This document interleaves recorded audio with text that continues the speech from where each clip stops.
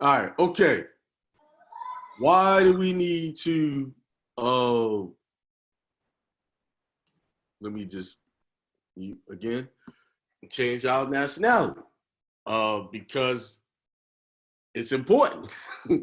Because right now they want to make everyone a U.S. citizen. A U.S. citizen is a slave to the United States in Congress assembled, or it's called Congress in United States assembled. United States in Congress assembled. That's the full title of the United States.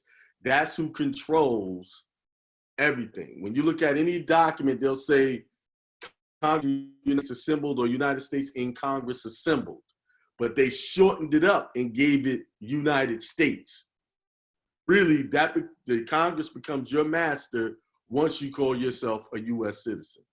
And this is why the states have sold out to the United States in order to get benefits, AKA right now they're giving $1,200 to every taxpayer. Now, people have called me and asked me, well, will I mess up my nationality if I take the $1,200?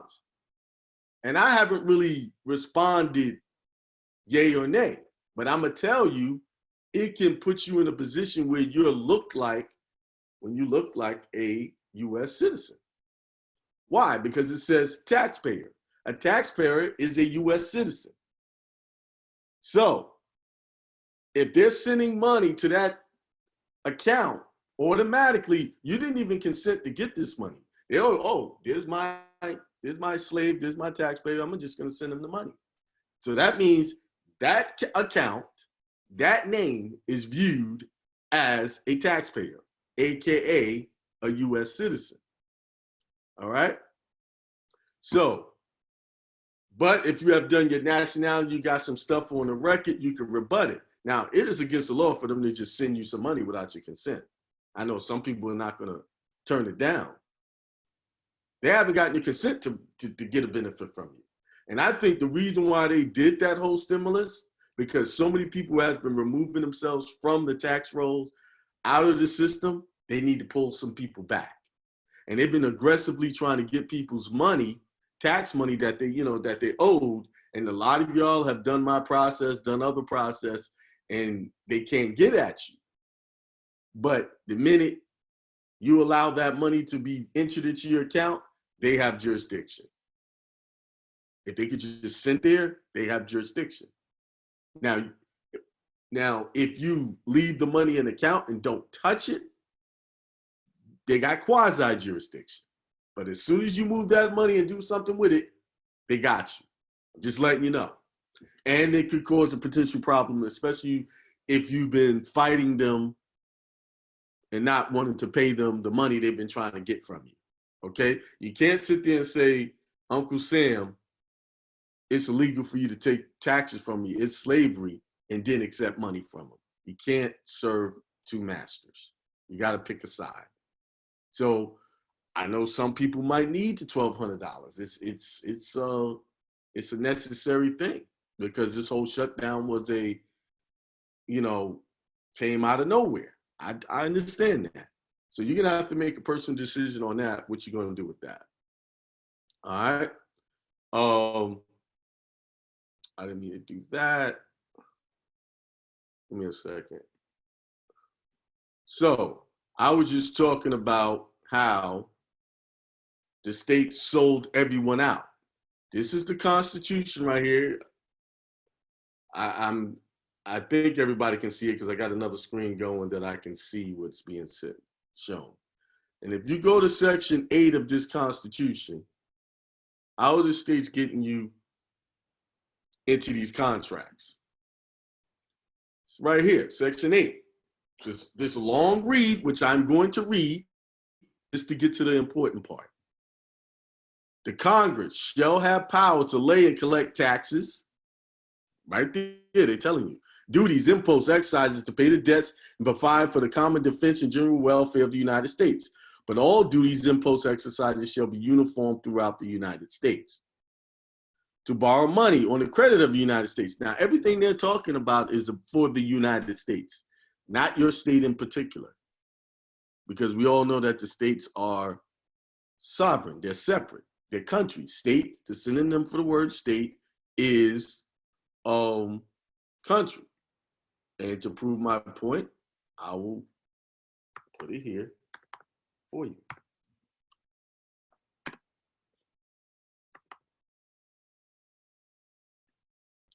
Simple Wikipedia search can give you a lot of information.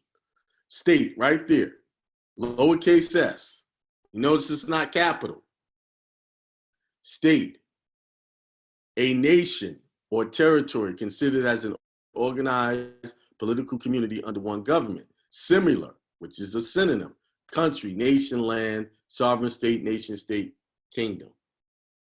Here it is. That tells you. Other places call them provinces. There's another word called you hear it, like Pennsylvania is a commonwealth. Virginia is a commonwealth, I think. Those are all of words for country or something separate from everything else. This is why you can see it clearly now. And if you can't see it now, every governor can decide to open up their borders or relax these standards. You know, no one should be arguing that point now, because you could clearly see, because Trump said it, hey, it's up to the states to do what they, what they're gonna do. He didn't order, hey, everything that came down when he issued the order was a recommendation. The governors did not have to follow those rules. And when they put in the stay-at-home orders, even those were recommendations. Because why? To force you to stay in your home is against the Constitution, your freedom and your liberties. You see? They would have to suspend the Constitution to make that work, to even enforce it. Everybody was in fear. Even I thought maybe the National Guard was going to come and do all this crazy stuff. But as we see, they haven't done it yet. And I think one of the major reasons why they didn't do it is too many guns on the street. As soon as this hit off, people was buying guns. And there was already a lot of guns. Me personally, I have several, in here, that I can man about 3 or 4 people, straight up. So I think they were testing the waters to see how people was going to react to this.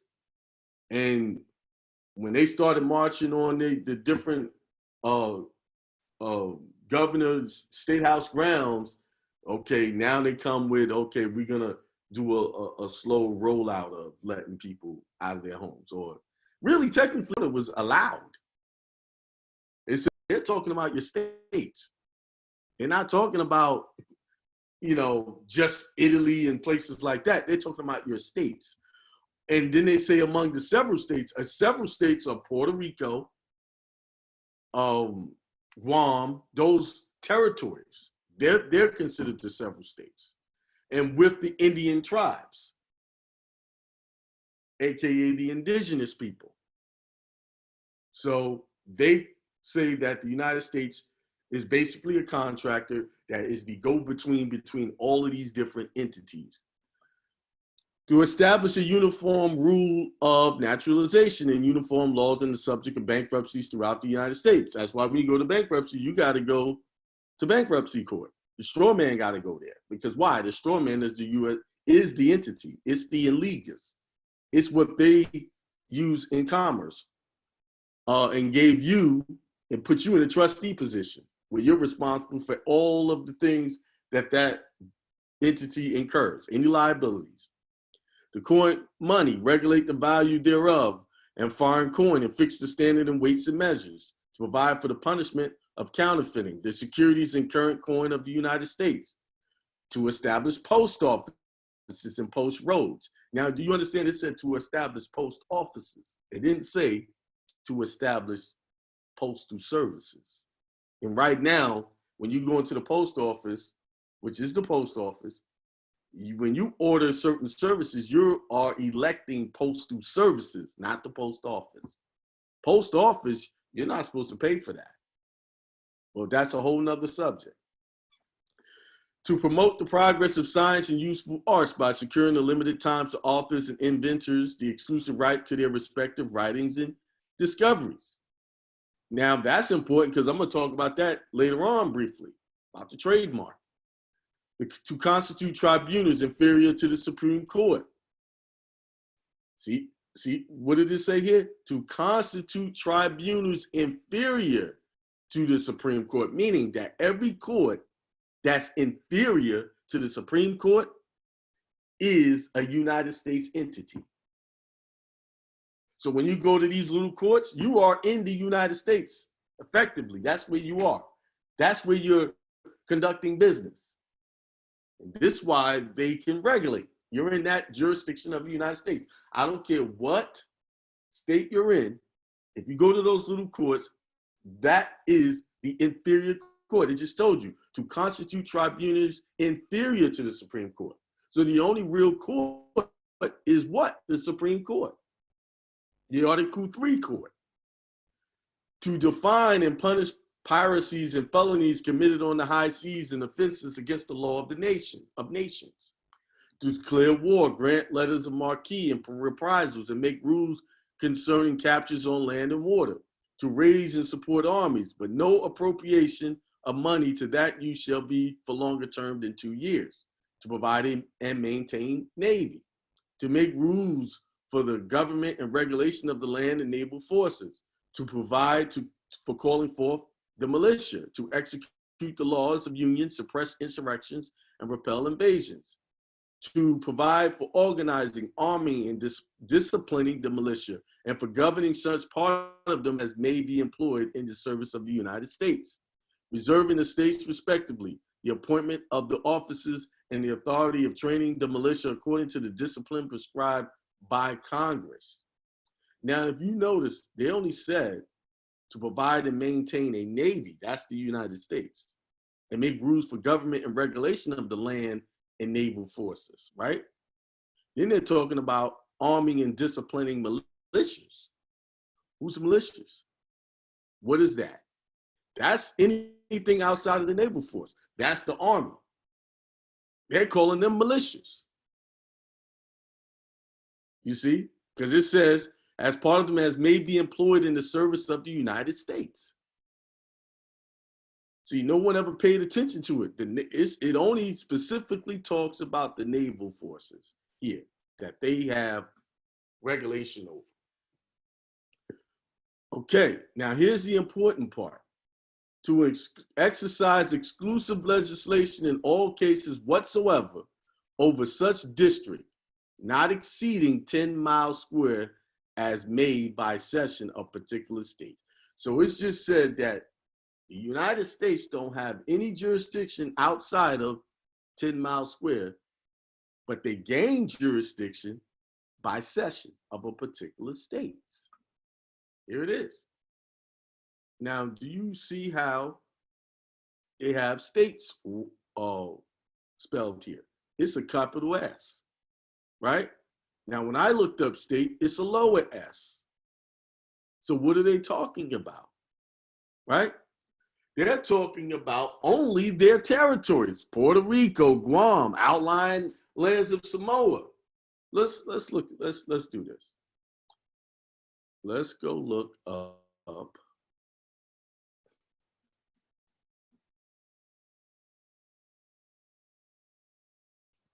the definition of state in their laws. Let's do that. To understand anything, you got to look up the definitions according to how they're defining them, not in a dictionary, right? So that you'll know what they're talking about. Most people try to take their laws and read a dictionary. And okay, for this title, let's go all the way up so you know. 20 USC section 10013, this is under education. State means, the term state means each of the 50 states, the District of Columbia and the Commonwealth of Puerto Rico. But for the sake of that constitution, see, when it comes to education, they'll define it is all 50 states. But when you go to the tax laws and any other law, they don't define it as 50 states. I always show this one right here to show you that they're playing games when they're talking about states and what they're referring to. In tax laws, they're going to refer to state as, let's go back. I like to do this organically and raw so you know that, some people like to use the PowerPoints, which is fine. I want you to see where I'm getting the information from.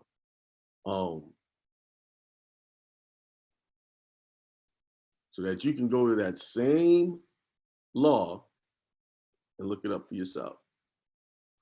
Okay, let's see. 20 USC, they're talking about education again. And they're gonna have, I want state. Here it is. I can just click it and it's gonna give it to me.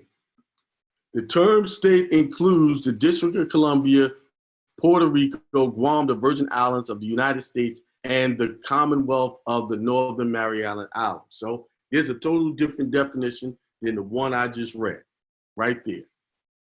And so it's 8 USC 36 was that. So it was in 36. There it is. So whenever you look at an IRS law or anything like that, that's the term they're going to use. That's the definition they're going to use. But when they have to allocate money to the 50 states, they're going to say 50 states. So they are quite capable of being specific on what they're saying. So they just want you to be confused as to what's going on. So let me stop right there and open up the mics real quick and see if you have any questions before I go on. Four. Any questions? No. Nobody? Okay. King. Yeah, but that you have to do your 5. King. Let me just read. Here's King. whoever have the child in that.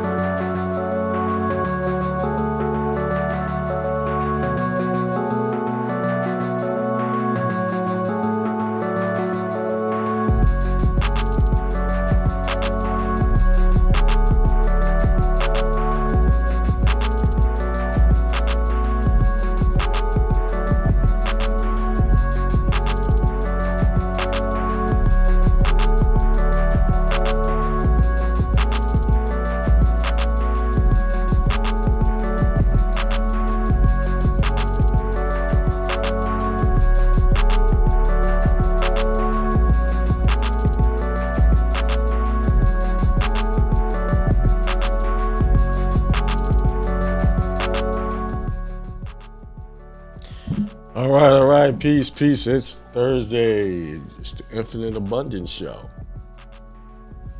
What's going on? Y'all thought I wasn't gonna do a show tonight, huh? Get some light, a little bit extra light. Nah, I don't know. I can't get it right. I'm leave it like that. All right. Whew. That was a lot. That was as you can tell, that was the old nationality and discharge webinar I did with Al back in 2020. And I'm listening to myself speak. I said, man, this stuff's still relevant today. Sometimes you listen to yourself, you learn more and more. Like for instance, when we did the seminar this weekend, Al said something that made me look deeper at one of the 1099s, and that was the 1099As and the 1099Cs. See, because I'm not a tax professional, I'm not into taxes, I don't really get into that field, those discussions with people. I know taxes, I know a good bit of it, but I don't get into the field of trying to educate people on it, you know? So I leave it to the people who have the knowledge. Right? That's smart. When you leave it to people who have the knowledge. So he said something.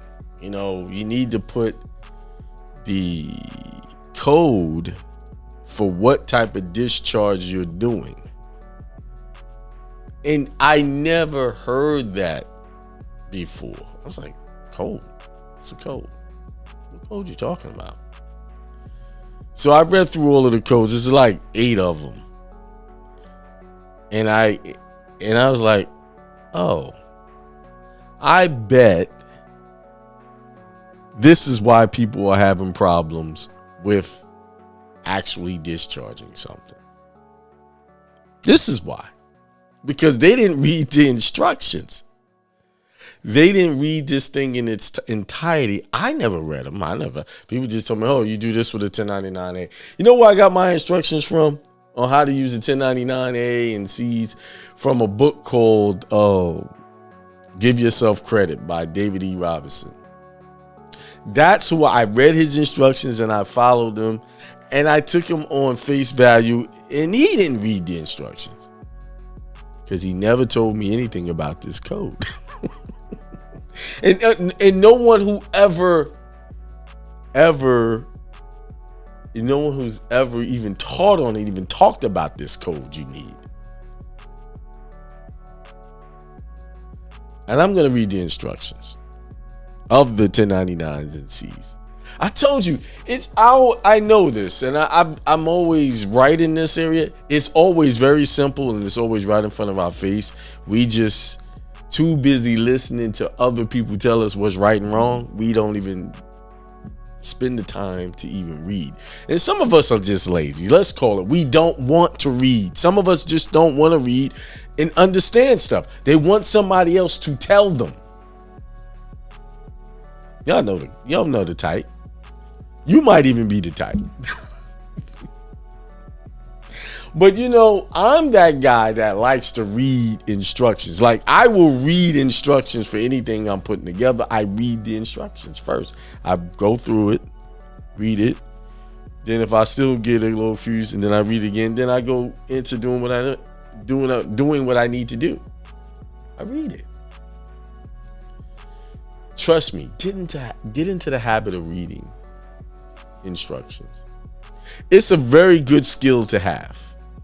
Reading instructions. That is a skill, and you should make yourself do it. Over time, I know it's hard to read through these things because some of the way they're written is kind of hard to understand.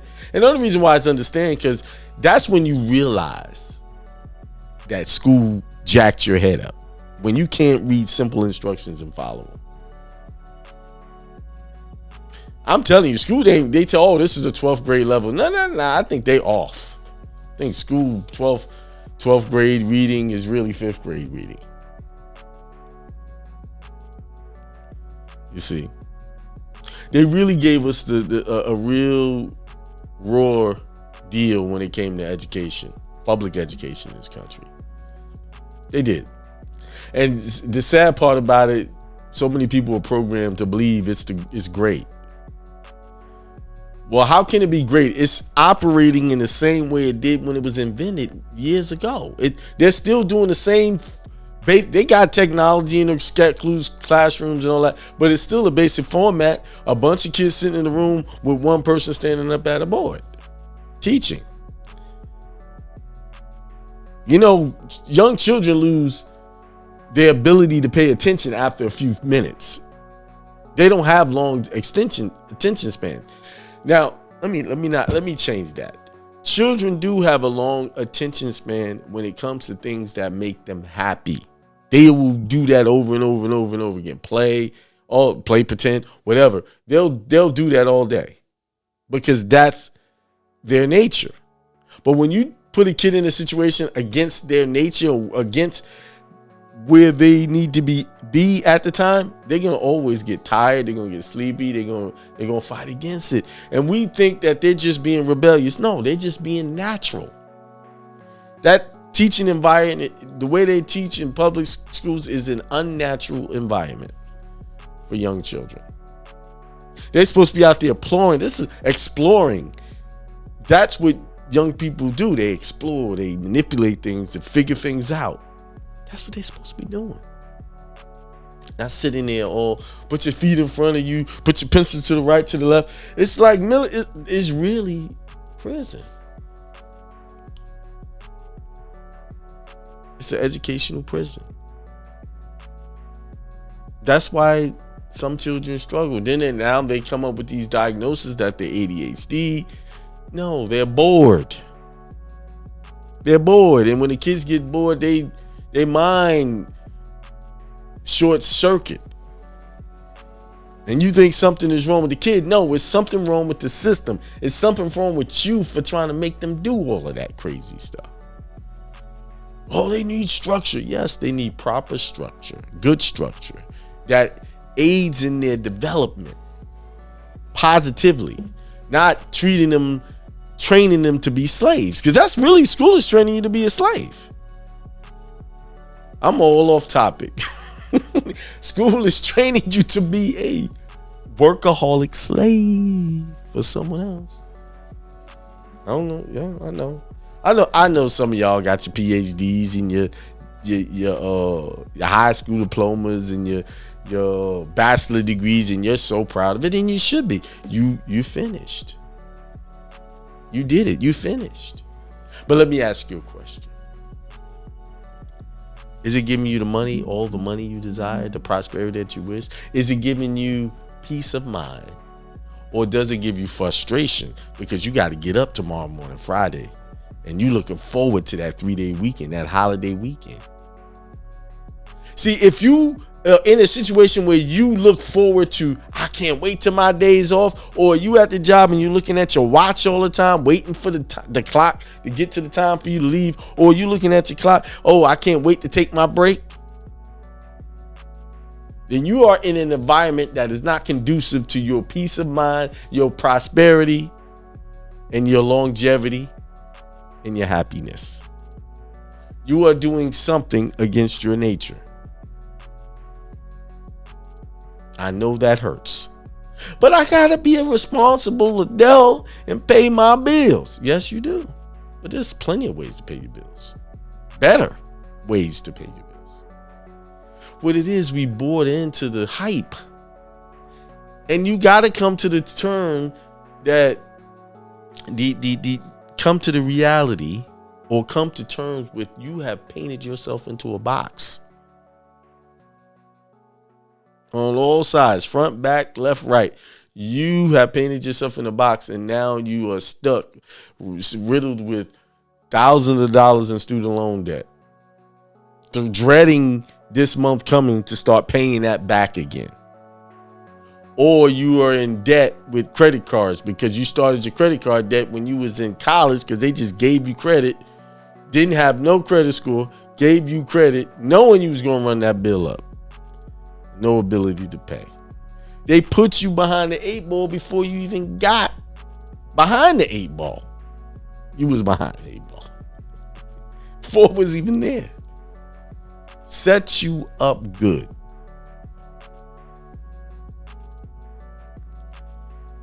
Are you living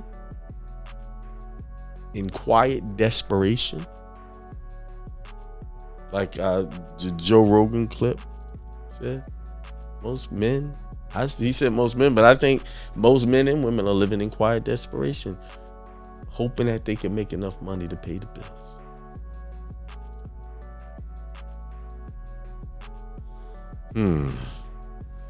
It's crazy. It's insane. It is.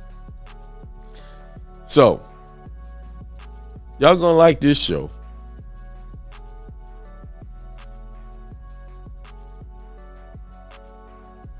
If you know that their obligation, you don't need to know. I don't know, whatever he's trying to say. All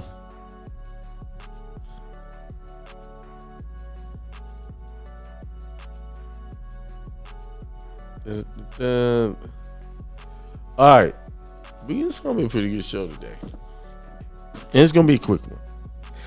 And it goes back to what I was talking about, the 1099s, HJR 192. I might read that, I might not, but I'm going to read this, though. Let's share the screen. Let's see. I'm going to read this. Hang on.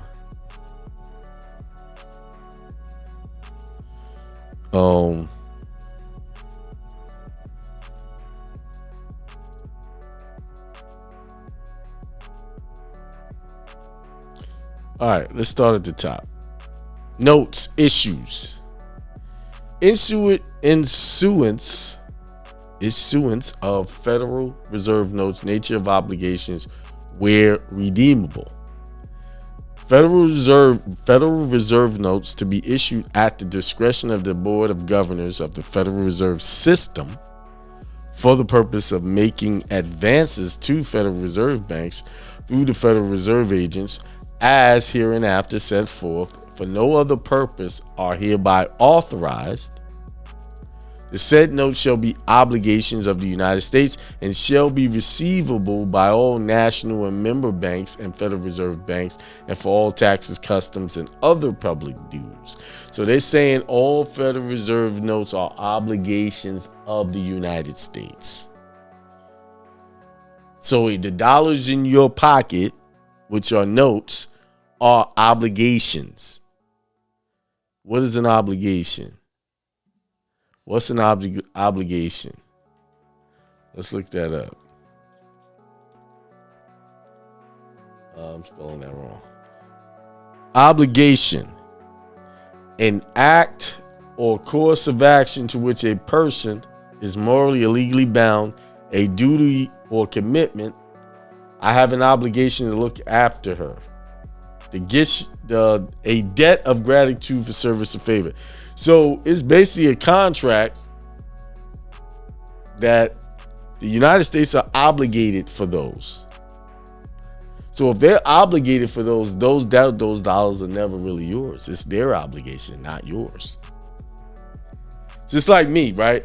If I say I'm going to pay I take some money from someone, I am obligated to give that money back to them.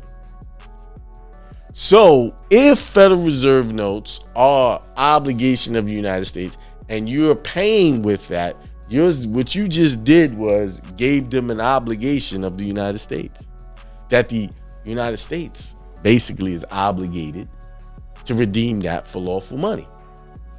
Hold on, let me show you. They shall be redeemed in lawful on demand at the Treasury Department of the United States, in the city of Washington, District of Columbia, or any Federal Reserve bank. So if I give somebody Federal Reserve notes, they got to go to where? The Treasury Department, to Treasury of the United States, to redeem them in lawful money. And therefore they balance the books. They take that debt and redeem them for lawful money.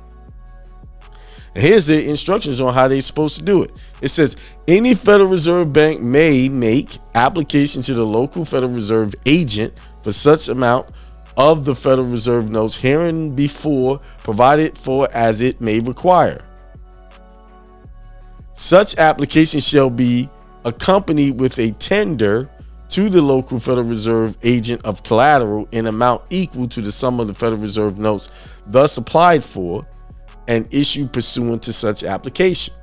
The collateral security thus offered shall be notes, drafts, bills of exchange, or acceptances acquired under Section 10A, 10B, 13, or 13A of this Act, or bills of exchange endorsed by a member bank of any Federal Reserve district and purchased under the provisions of Section 14 of this Act, or banker's acceptances purchased under the provisions of said Section 14, or gold certificates, or special drawing right certificates, or any obligation which are direct obligations of or are fully guaranteed as to principal and interest by the United States or any agency thereof, or assets that the Federal Reserve Bank may purchase or hold under Section 14 of this Act, or any other asset of the Federal Reserve Bank.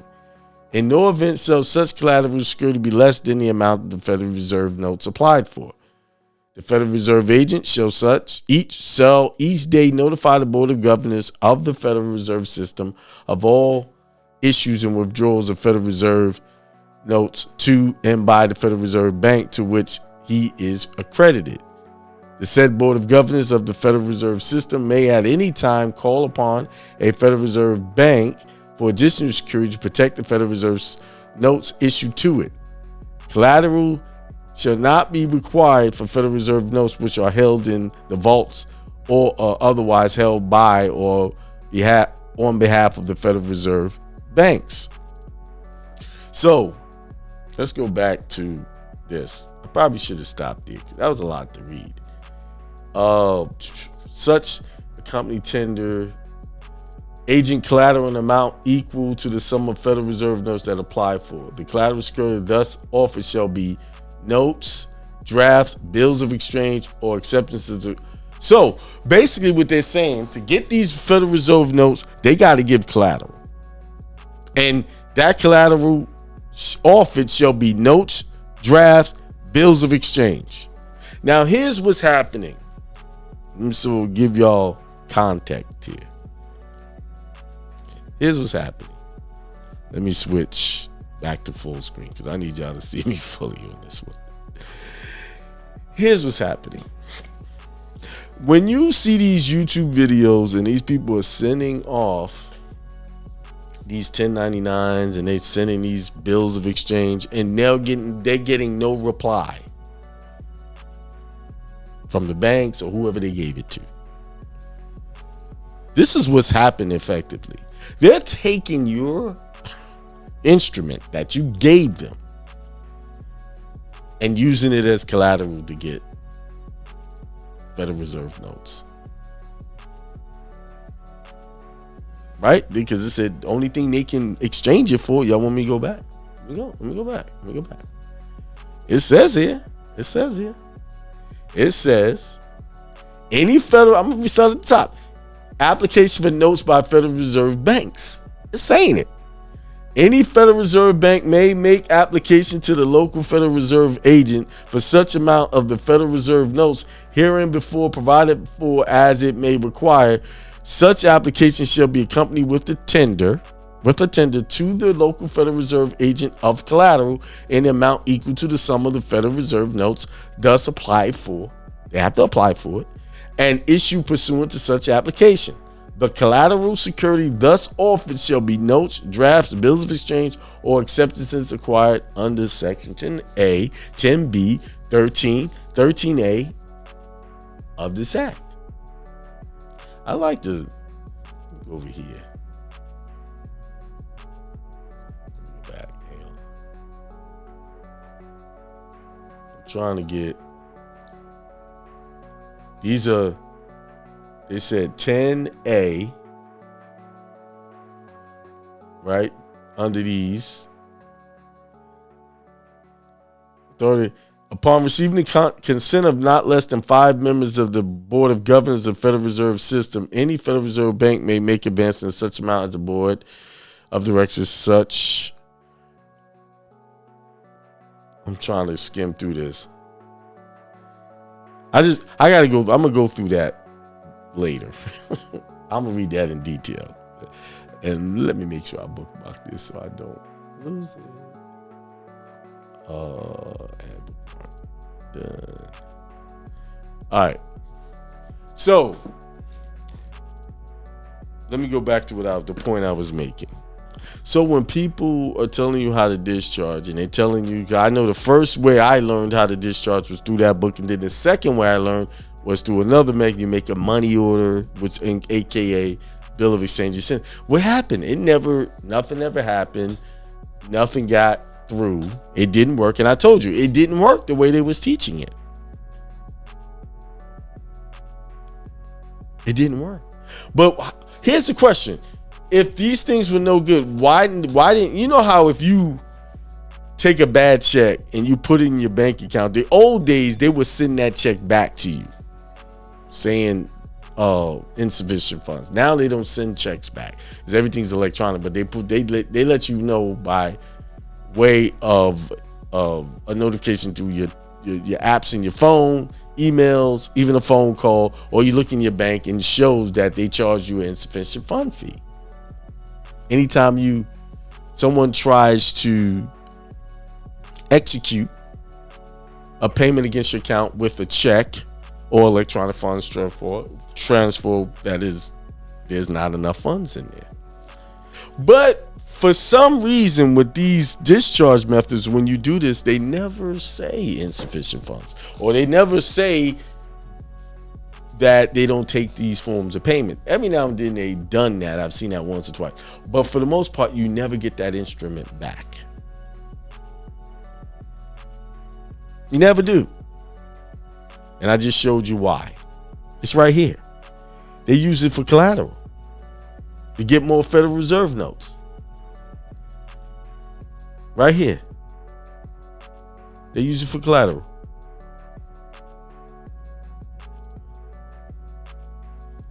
And because you don't know what you're doing, most people don't know what they're doing.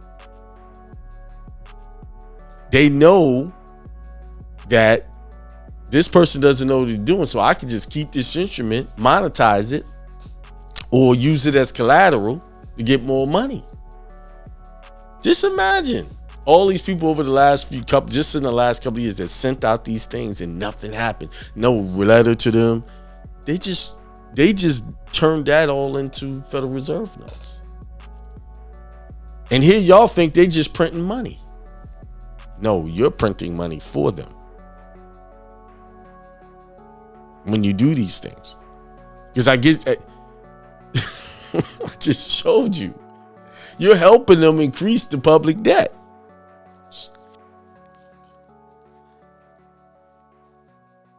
And then you get nothing for it. Well, let's go to, let's see. Let's go to, I'm here. Let's go to, this is the instruction for forms 1099A and 1099C. And I'm going to go directly to the instruction for how to cancel a debt.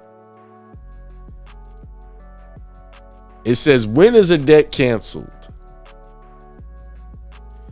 And you know, when you read these things, you have to read them thoroughly. They know that most people will not read the whole thing.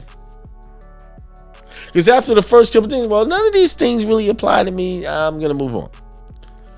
No. You need to read. Because in my experience with this type of stuff, the answer is always at the end.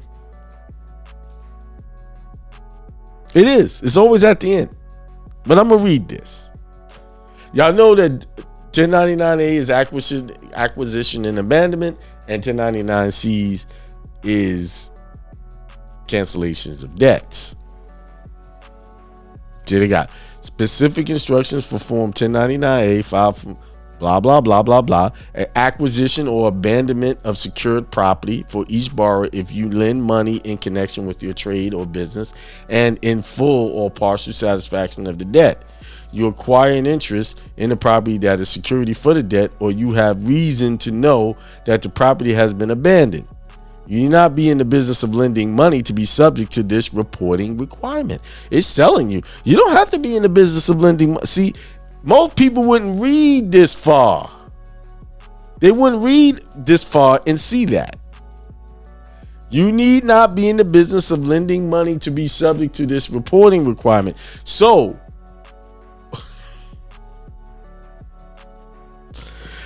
on a I guess a smaller example, if you lend somebody some money and they don't pay you back, you know you can 1099 and see them.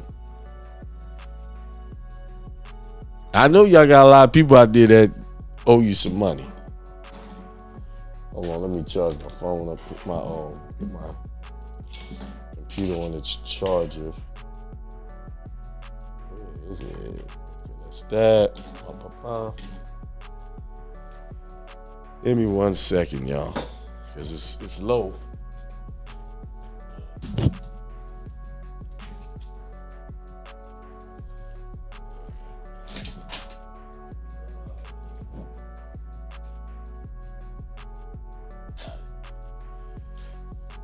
Yeah, got a little distracted there.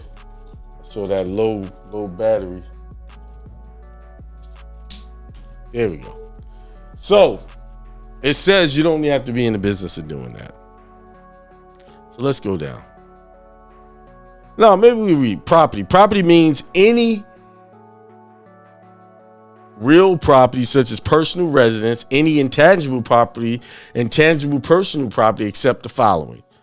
No reporting is required for tangible personal property such as a car held only for personal use. However, you must file 1099-A if the property is totally or partly held for use in a trade or business for the investments. They're saying if you personal car, no, but trade or business or for investment, yes. So now you see why you would set up a trust or set up a business, because they're the ones who can do this. You can't do this on a 1040 form. Okay? No reporting is required if the property securing the loan is located outside the United States and the borrower has furnished the lender a statement under penalty of perjury that the borrower is exempt foreign person unless the lender knows that the statement is false. So, no reporting is required under those loans. That's a lot of implications, that, you know, especially when we know that we are foreign, but we're not going to go into that. That's not the purpose of this.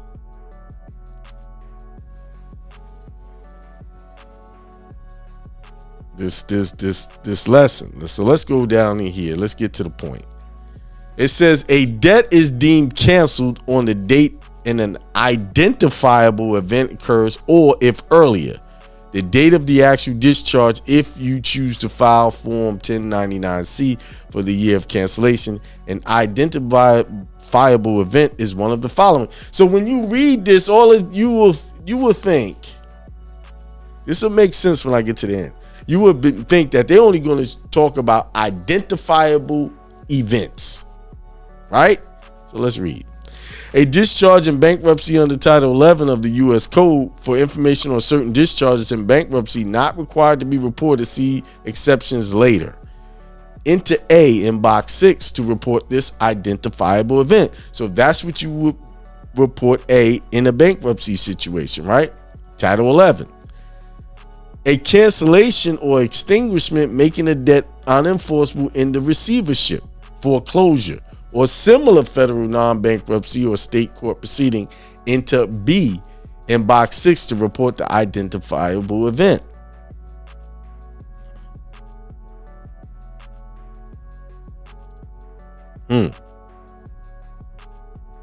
I'll just meditate on. I might come back to number 2. A cancellation or extinguishment when the statute of limitations for collecting the debt expires, or when the statutory period for filing a claim or beginning a deficiency judgment proceeding expires.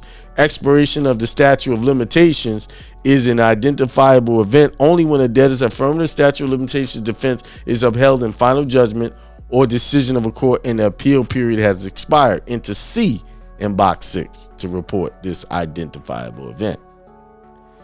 A cancellation or extinguishment when the creditor elects foreclosure remedies that by law extinguish or bar the creditor's right to collect the debt. This event applies to a mortgage lender or holder who is barred by local law from pursuing debt collection after a power of sale in the mortgage or deed of trust is exercised. Enter D in box 6 to report this identifiable event. A cancellation or extinguishment making the debt unenforceable under the probate or similar proceeding. Enter E in box 6 to report this identifiable event. Now, I haven't gotten down to the other part. How many people who've done these processes actually put a letter there for identifiable event? Y'all do know this is how the only way they'll take your discharge. You gotta give them a code. But okay. A discharge of indebtedness under an agreement between the creditor and the debtor to cancel the debt at less than full consideration, for example, short sales. Enter F in box 6 to report this identifiable event. A discharge of indebtedness because of a decision or a defined policy of the creditor to discontinue collection activity and cancel the debt. A creditor's defined policy can be in writing or in an established business practice of the creditor. A creditor's established practice to stop collection activity and abandon the debt when a particular non-payment period expires is defined policy. Enter G in box 6 to report this identifiable event. Now, this one, number 7, is for everyone who has lent money out, because remember, it says you don't have to be in the business of doing loans, who lend money out and don't get their money back. That number 7 is the code to cancel the debt. Now, 8, other actual discharge before identifiable event. Let me read it again. Other actual discharge before identifiable event, enter H in box 6. If there's an other actual discharge before one of the identifiable events listed above. Now, let me show you how number 8 is a big deal. For y'all, some of y'all who are not catching on and not making the connections. First of all, it's very ambiguous. It's not specific. It's not saying, when I read the other ones, it said lender, debtor, this, that, and the other. In this 8, it says other actual discharge before identifiable event. So let me give you an example of what people do that could be before an identifiable event. So, for example, they were teaching people, go in the car dealership and give them these 1099s. And I know this for a fact. I know this is for a fact that the dealer seems to be on board with all of the documents you're handing him. They take everything enthusiastically, but you never get the car.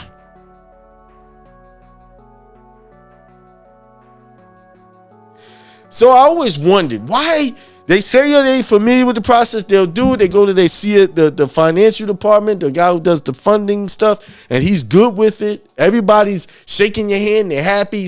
They grinning in your face. And they take these documents, but they'll let you know we can't give you the car until we get this from the treasury, or they'll say certain things that we got to wait for this to actually process through before you give you the car. And I know many cases like this, but they never get it.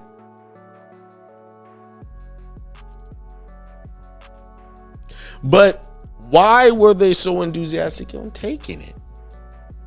You never hear from them. They kind of disappear on you. And some people have tried in-house. Most of this process I've seen people try with cars. Let me get full screen, because y'all gotta hear me. So, why do they do this? Why do they take your stuff, make you feel like you're going to get this thing, and never give it to you? Why? Because they know they can take that. Now, I don't think the salesman know what's going on. He think he sold a car. It's the guys at the top that know what's going on. Yeah, take it from them. And they take that, turn it in, and they use it as collateral to get Federal Reserve notes in the amount that car was. So they actually made money without even giving up the property, and they go and sell that property to somebody else. So they got twice the money. All because you didn't know how to process that form. Now, just to give you, because one person in the room was at the seminar, and that was Jason. LV Love right there, saying peace. And he heard when this was taught, and when Al said, yeah, you got to put G down for people who owe you money and they don't pay you back. And when he said code, that was a code. I never heard that. And while he was teaching, I was reading every last code, and I got to that number 8. And when we went to break for lunch, I said, wow, I brought him off to his side. I said, did you read this? Do you see what this says? He was like, oh, like a light bulb went off. See, I didn't realize it because I never read it. But when I read it, I said, let me break this down even further. Let me just say this. So they take these things, they monetize it, they use it as collateral, get the money, leave you hanging because they know you don't know what you're doing. You didn't put that code there. And they say when they don't see that code, they know he don't know. And you don't know how to enforce it. Because if you're gonna see me, if it was me and they were gonna accept it, they would have to give me something in writing that they are obligated to give me that car. But people are so happy that the possibility of getting this thing, they don't get it. Because let's go back to that, because I have to really. Some of y'all might be still confused. It says other actual discharge before identifiable event. So that means you can discharge before an identifiable event, meaning you don't have to wait for the loan to mature, as most people say, 90 days. It says before, into H, if there's an other actual discharge before the one of the identifiable events listed above. Because your 1099-C and your A is going to act as the paper that is needed to redeem for lawful money. Isn't that what happens, right? So if I work for somebody and they hit me up with a 1099, right? They do that. That's a miscellaneous or NEC now. So that they can get credit. I gave this guy $100,000 a year in payments. I need to get credit on my taxes for that, and this is who I gave it to. They just redeemed that through the IRS. Hey, I need y'all to redeem for credits against any taxes I may owe, and if I don't owe any taxes, then give me a check for any overage. But when you dealing with property, you buying property, you know, you when you trading Federal Reserve notes for this property, or let's go back to that other thing. Let's go back here. It said shall be notes. So they're taking your notes, drafts, bills of exchange. They're taking a note, right? A car payment or car note. They're trading that in. The banks are trading that in for more Federal Reserve notes. They're using those as collateral. That's why we had the housing collapse, because people defaulted on loans that they had already traded in for Federal Reserve notes. Wait a minute, these defaulted over here. This collateral is no longer good. We want our money. You owe us. So what? Now you understand why they bailed out the banks? Because the banks was in debt to the Treasury. Because all of the stuff that they used as collateral to get more Federal Reserve notes were no good anymore.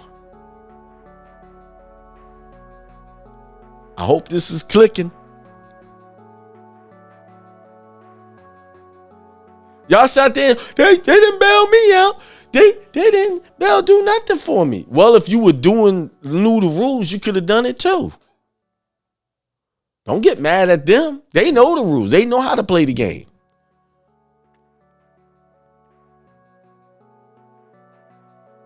It's a system that works for itself. Okay, we got to get them. We have to bail them out, because if we don't bail them out, our system collapses.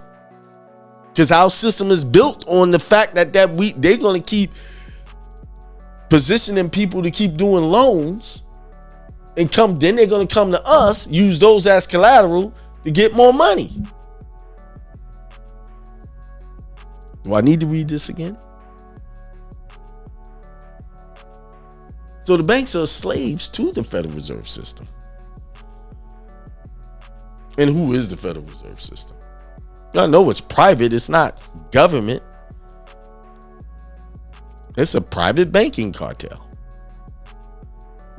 Those are the real private bankers. That's how they got the whole society enslaved.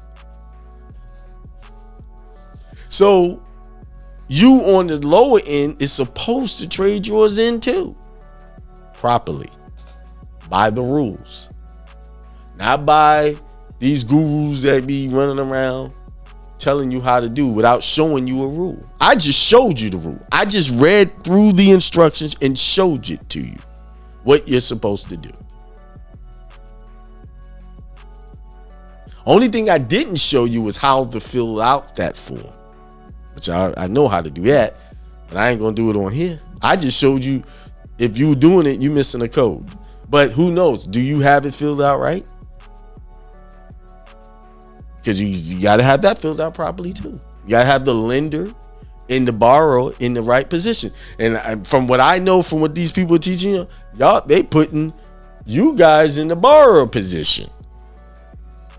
Which means if you're in the borrower position and you do one of those things, you create a tax liability against that social. Because that's what I see people, they put themselves in there and then they put themselves as the borrower and they put their social there for $600,000. So that means you just told the IRS that you're responsible and obligated to them for $600,000 that need to be redeemed in lawful money, meaning you got to pay them back. They need to get your Federal Reserve notes. So once they get your Federal Reserve notes, they're going to trade those into the Treasury for lawful money.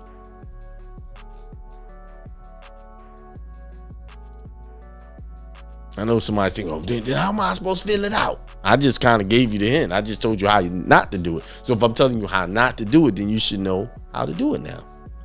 But that's what I teach in my private membership chair class.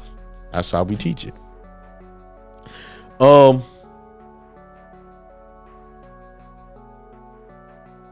think I said enough. The ancestor said, you done enough. Let them figure out the rest on their own. But I think I gave you enough to look at to show where you can look and study. I was about to read HJR 192, but I read that thing. Every time I read HJR 192, I get bored. Because it really doesn't give you a whole lot of answers unless you know what you're looking for. It was better to read what I just read there. And that was from, what site was this? It was something. FederalReserve.gov. Yeah, FederalReserve.gov. The actual Federal Reserve website. They coming in as a gov? All right. Whoa. I hope y'all got something. Read it over and over. Read it over and over.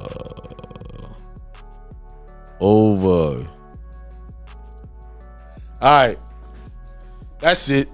I said it was going to be a short show, and I went almost an hour breaking that down. All right. Well, that's it for me tonight. I think I gave y'all a lot to think about. This is probably one of the recordings that can go down in history. Another history making show. Some of them thought I lost my touch. Some of that, what's going on? He ain't doing a whole lot of teaching. He ain't really showing stuff. You know why I ain't doing a whole lot of teaching? Because the more you know about stuff, the more information you get, the less you want to talk about it. And I do talk about it, but I talk about it within my private circles. And I just took something from my private teachings and gave it. I shared it. Now it's up to you guys to do. Now, if you really want to know, Akeemel.com, join the membership. Yes, it costs bread now. It costs some bread. But the membership now includes, you don't have to pay extra for the trust. So you get the trust set up, the 3 trust setups. Yes, $49.97, $4,997, but it also includes your trust setup. So I added that. I didn't go up and just didn't give you nothing.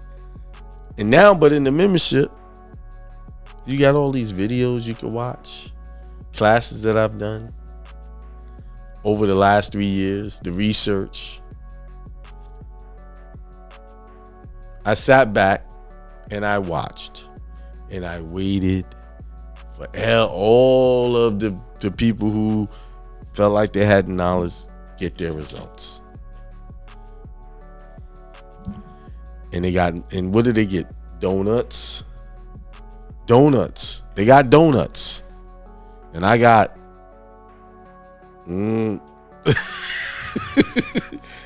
okay. I ain't gonna tell y'all the number, but it's plenty. Actually, one of the brothers that did get a win, he actually came to the seminar. He simply came because he wanted to just thank us. Actually, let me see. I'll read his email.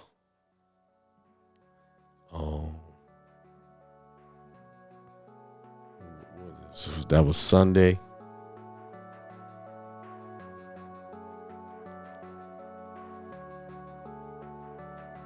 Oh, let me make it easier on myself.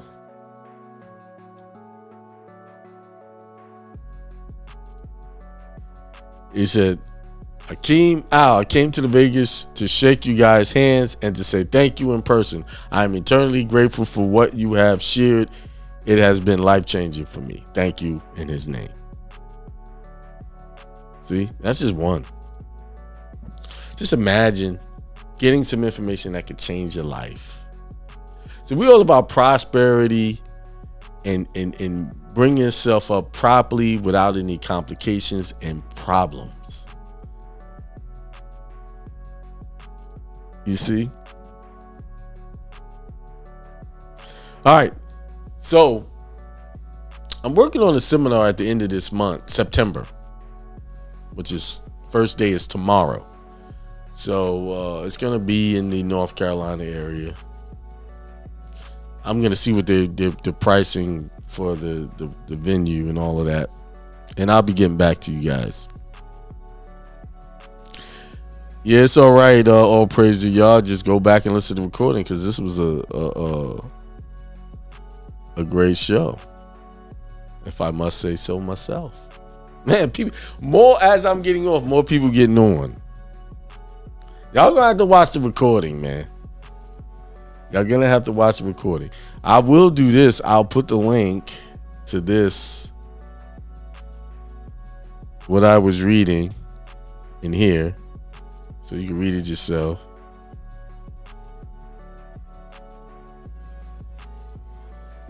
What the Federal Reserve says about what they take as collateral.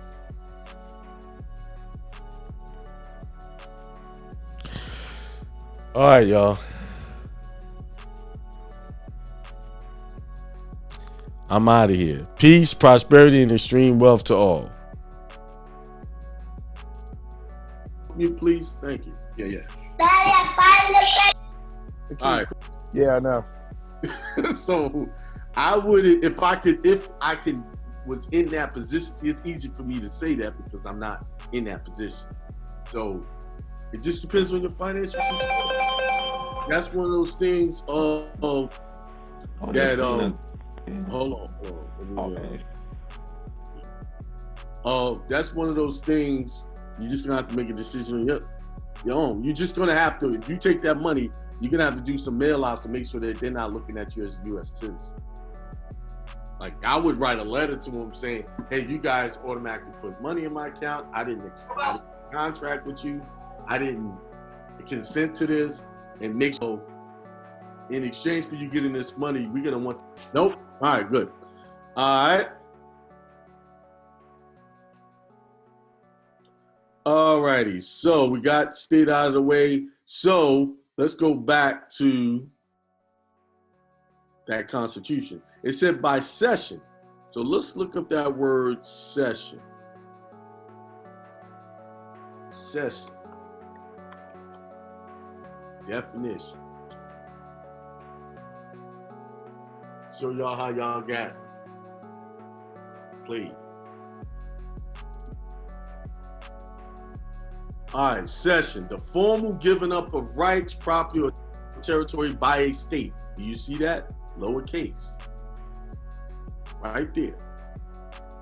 It's showing you what's going on. But see, in the Constitution, they put by a state, capital S. Right? So, in a way, they're saying, okay, we're only talking about our little territories. But this definition says it's your state. So you're gonna have to, hang on, let me get my Black's Law Dictionary.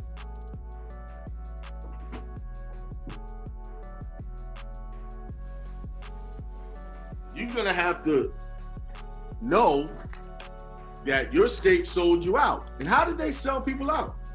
I'll show you in a section, but I want to read this definition from Black's Laws. I got the 3rd edition. Try to get that 3rd edition or the 1st edition. You can get the 1st edition on a CD. Because this was going to give you the best definitions according to the law. So session in Black's Law Dictionary, 3rd edition, I'm reading directly out of the book, so I can't share that by screen. The act of ceding, a yielding or giving up, surrender, relinquishment of property or rights. So the states have just given up rights. How did they do it? Well, best way I can show you how they did it is this way.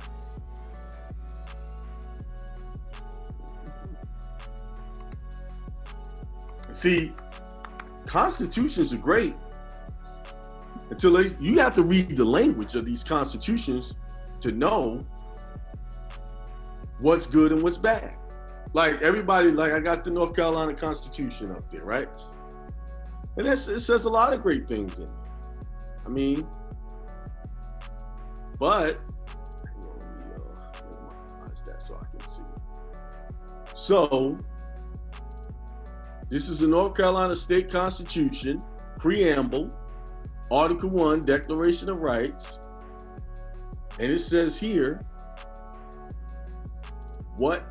how they ceded your rights over to the United States. It says right here, Section 5, allegiance to the United States. Every citizen of this state owes paramount allegiance to the Constitution and government of the United States, and no law or ordinance of the state in contravention or subversion thereof can have any binding force. Right? So